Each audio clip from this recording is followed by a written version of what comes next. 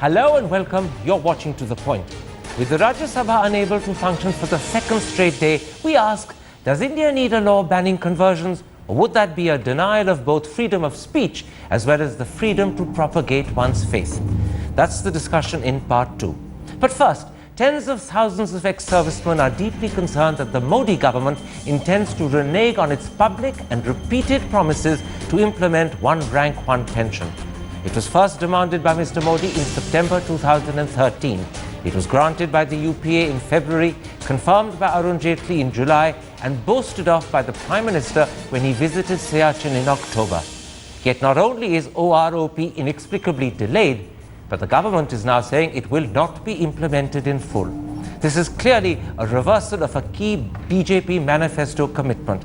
But is this also a betrayal of the armed forces? That's the big debate tonight.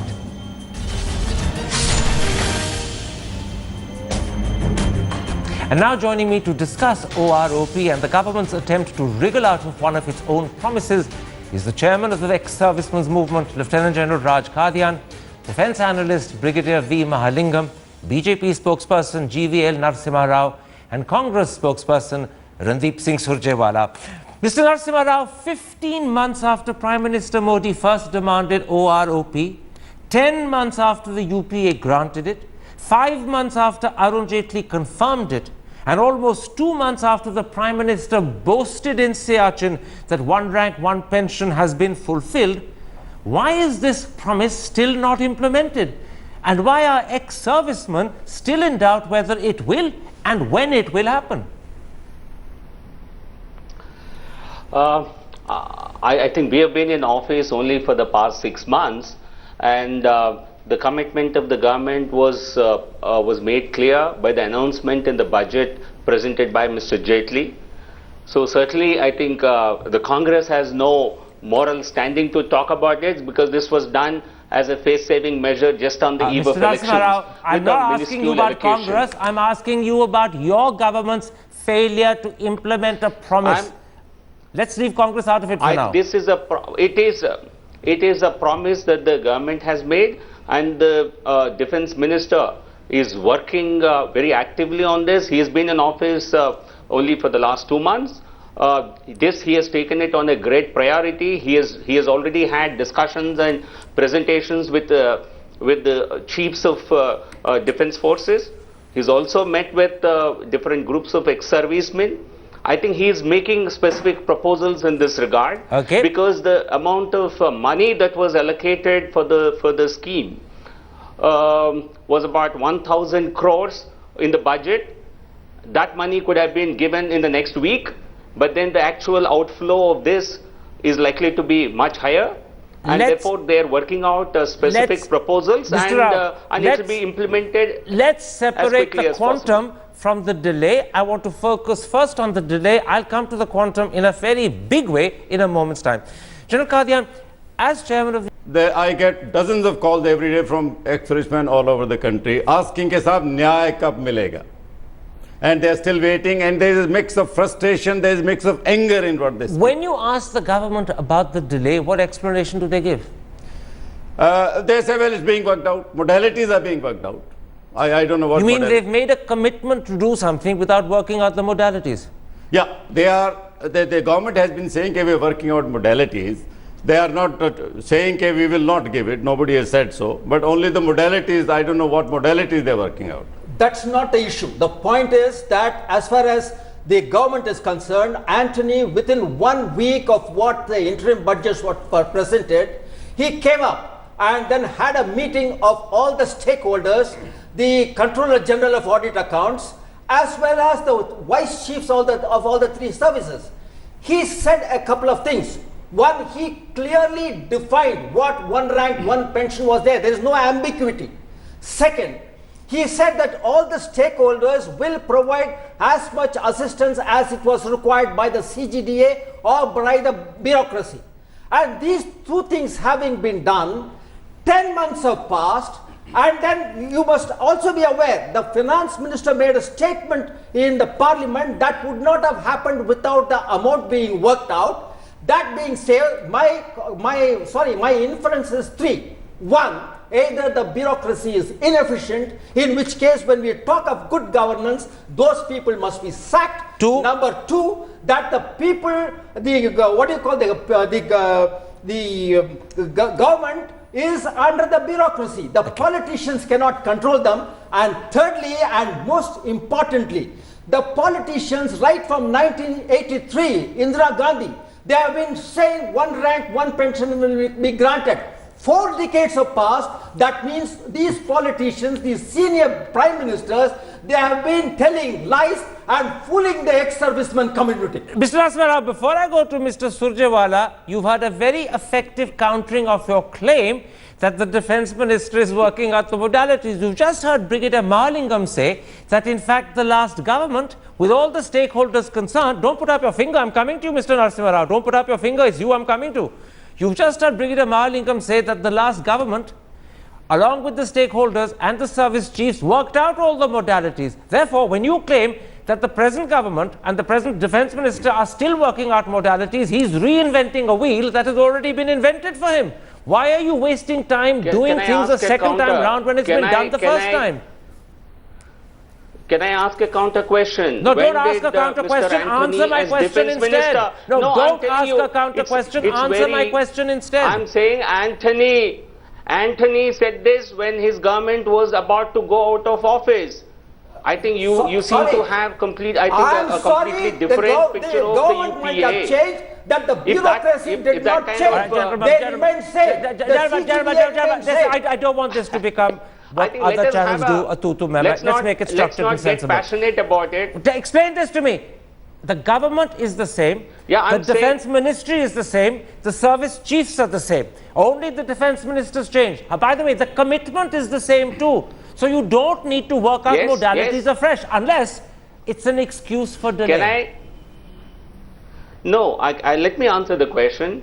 When the former defense minister said this, when Anthony said this, he was not serious about it. He was going to demit office after a couple of months. He knew about it. Oh, Mr. Narasimha, and therefore there is no need to get excited about his promises. Pathetic. It's not even acceptable. I'm going to stop you. I'm going to stop you. You're just introducing polemics and politics because you haven't got an answer. I'm sorry.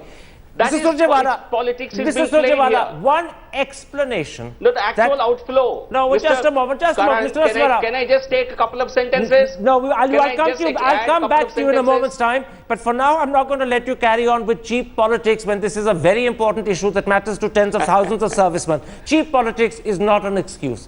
Mr. Surjewala, one explanation for the delay, Mr. Surjewala, is the cost. So it's said. The Controller of Defence Accounts has reportedly said that the cost will be 9,300 crores. But 3 years ago, the Cabinet Secretary estimated the cost to be between 8 and 9,000. Therefore, if today it's 9,300, that's just what would happen as a result of inflation, nothing more.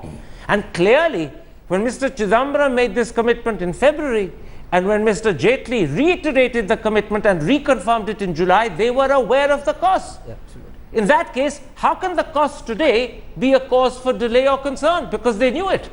And if they didn't know it, then they were being irresponsible when they committed to it.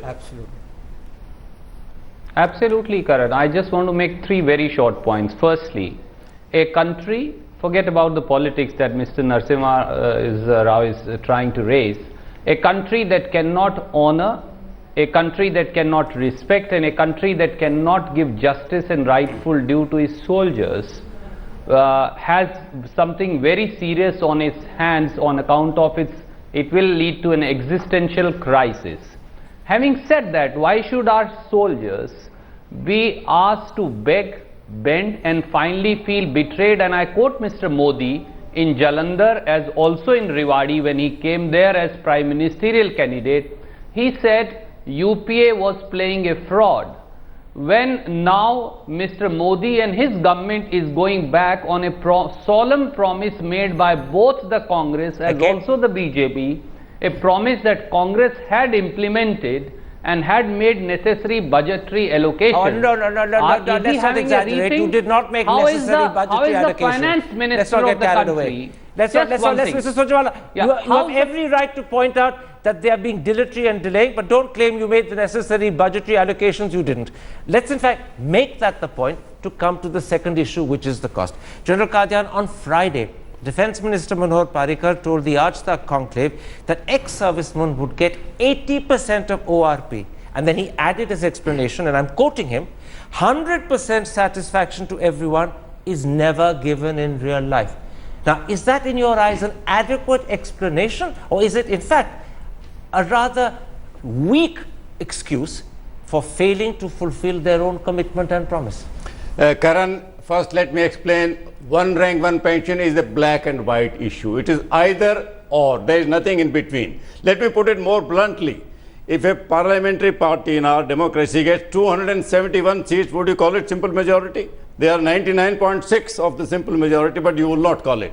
Whatever they give, which is less than 100%, will not be called and cannot be called one rank, one pension, because one rank will not be getting the same pension. It will be another increase, which the Congress also did twice. It's no different. Can I ask you this?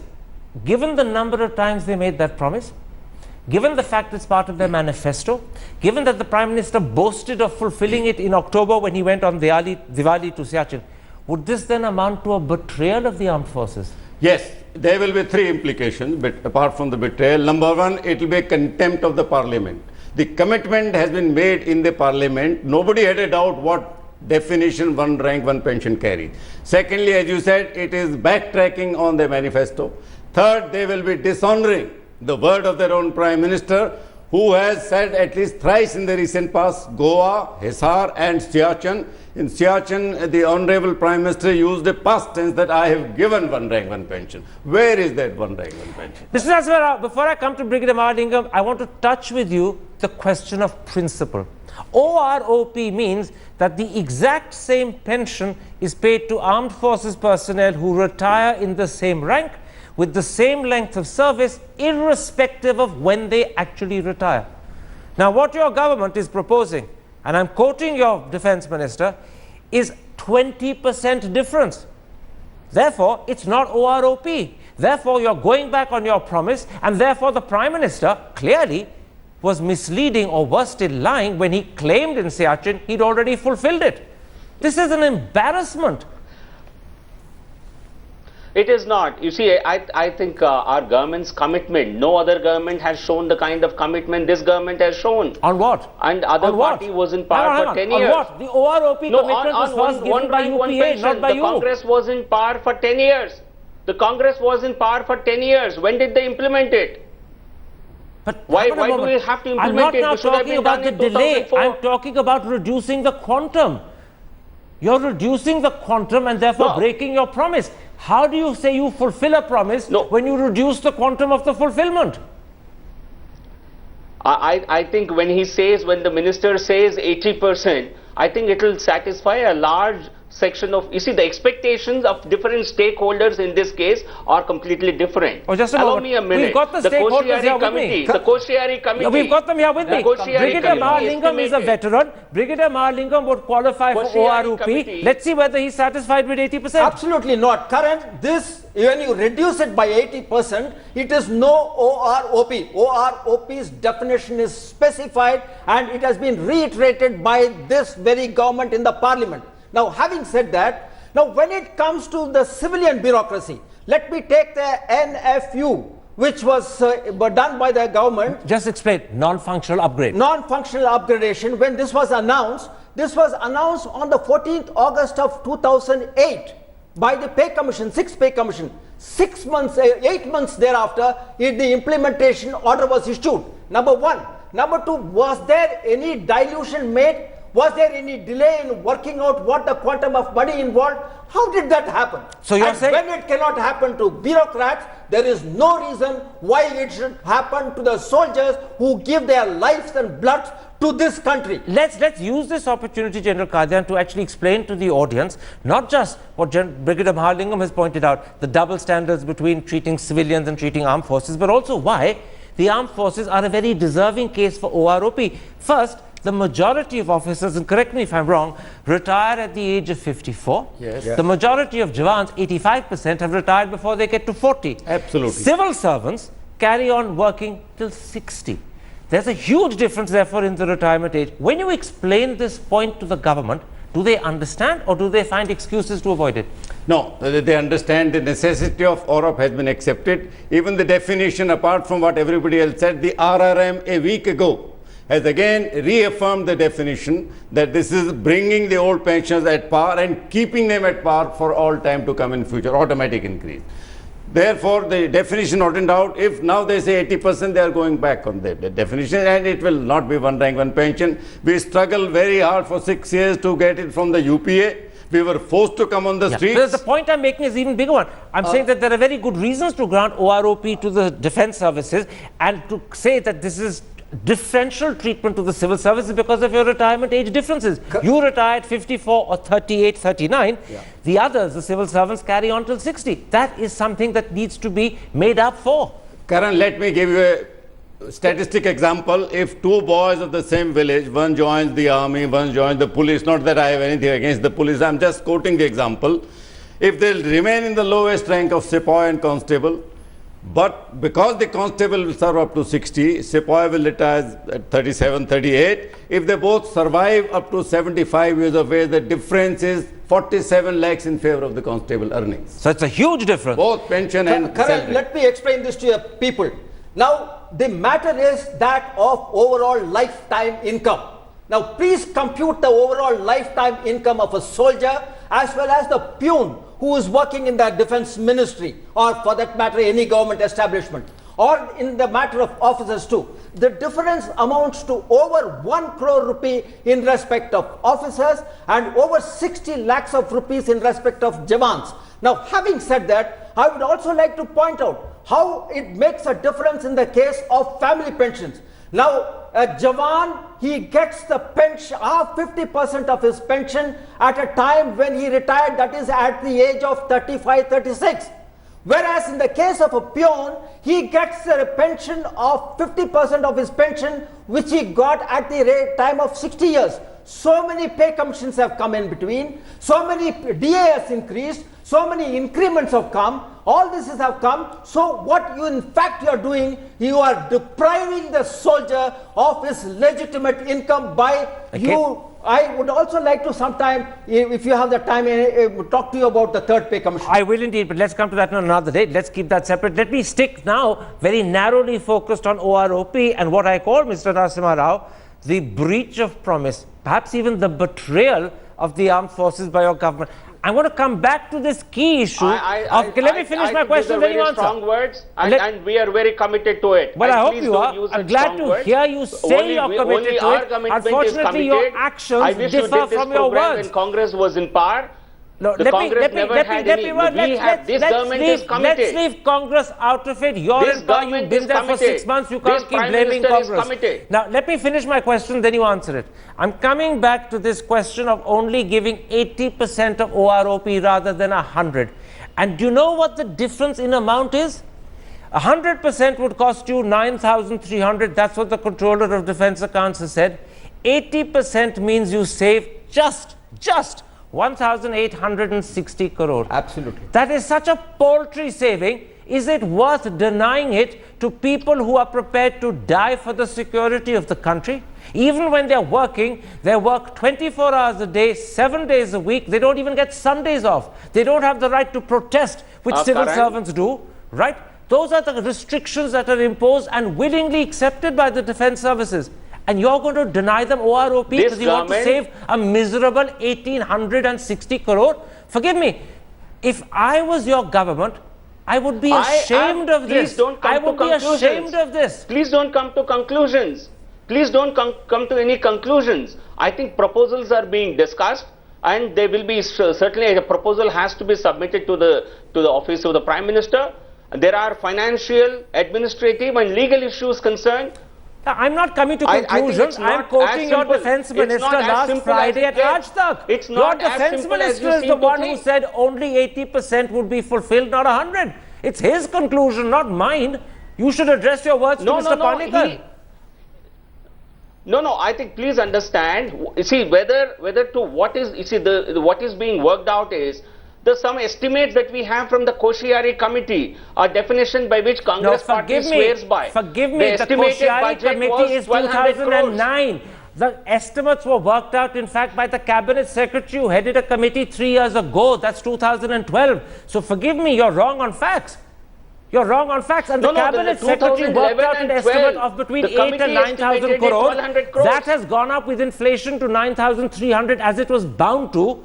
If it was acceptable 3 years ago at a figure between 8 and 9,000 crore, how come suddenly 9,300 today has become unacceptable? And by the way, when Mr. Jaitley reconfirmed in July, was he not aware of what he was reconfirming? Please don't come to conclusions.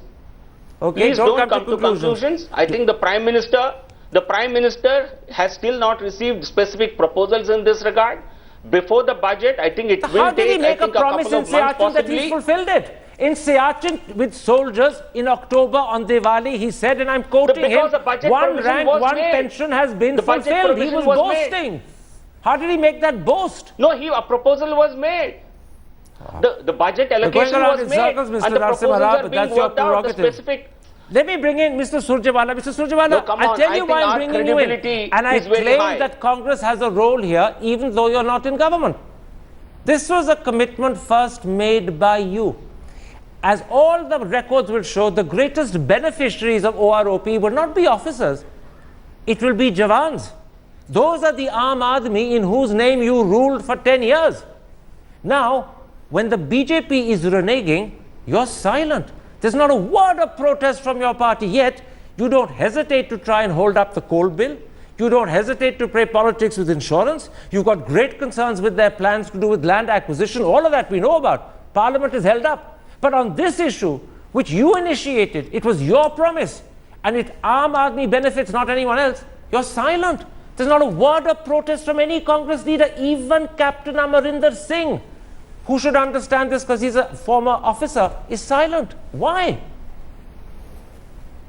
Well, I'm happy that you raised the issue, but let me flag it for you. Today also in the party's briefing, we mentioned the issue, and rest assured, Indian National Congress, irrespective of the numbers that are being given in the democracy, we will see to it that the Bharatiya Janata Party government does not go back on the promise. And incidentally, there is no adversarial issue between Congress or BJP on one rank, one pension. The soldiers of the country belong to everybody. They belong to me, they belong to Mr. Narasimha Rao, they belong to everybody else. But why they fight then for when us, Mr. Parekar said on that's Friday, why we are here. Why when Mr. Parekar said on Friday, and it was in all the papers on Saturday, that he would only fulfill 80%, not 100, why was Congress silent? Why haven't you protested? You hold up Parliament over conversions, you hold up Parliament over coal insurance and other issues, but on this you're silent. Why don't you hold up Parliament over this? It matters to Jawans who fight for the country.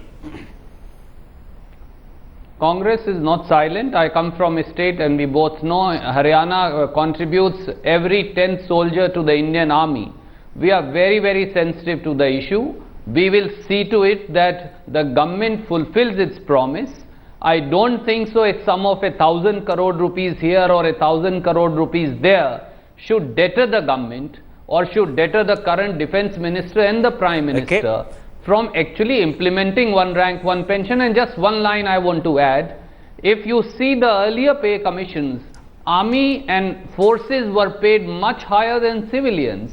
It's only later, because and for historical reasons that we know as to who mans the pay commission. That was prior to the third, not since the third. I'm afraid 30 years have gone by. I appreciate that. 30 years have gone by, the world has changed, and the adversity now is against the army and defense services. Very quickly, you've heard at least those who are retired. Spokesmen. You've heard both party spokesmen. You've heard Randeep Singh Surjewala committing Congress to stand up and fight, although up to now, Congress is silent and not doing any fighting. And you've heard Mr. Narasimha Rao saying that we're prejudging, we're jumping to conclusions, the Prime Minister hasn't got any documents and papers as yet. When he does, he'll do it. No, is your confidence restored from this or not? I'm not confident. Unfortunately, I feel bad for Mr. Narasimha Rao. He doesn't have the facts and figures. Because this is a specialized subject, I wish he had come with the facts and figures. The general perception in the ex-servicemen, in the veterans, is that the soldier is being treated as a disposable entity. He's being betrayed, in other words. Use and forget. Is he being betrayed? Yes, absolutely. Betrayal is part of that.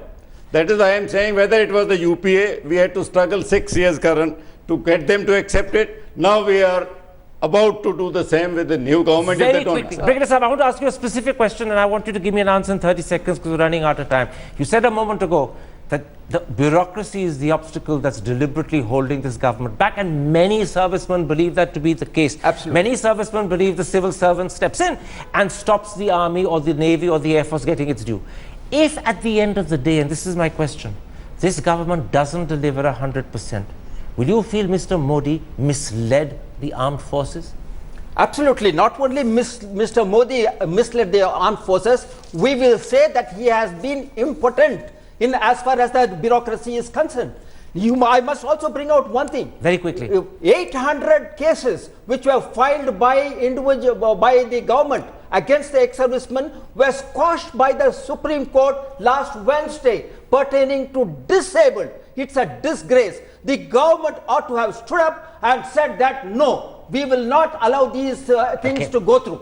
In other words, this is now becoming a litmus test of the government and more importantly, a litmus test of the credibility of the promises the Prime Minister made. And it's a vast opportunity for Congress to once again turn around and say, U-turn Sarkar. By the way, when you published that book, Mr. Surjewala, on U-turn Sarkar, this was the biggest U-turn you could have mentioned, but sadly your party didn't. My thanks but to that all came four of my later, guests. Karan. My thanks to all four of my guests for joining me on this I discussion. And let's hope the message goes to the NDA. Don't play politics with the army. You have made a promise. It's your duty morally to stand up and fulfill it.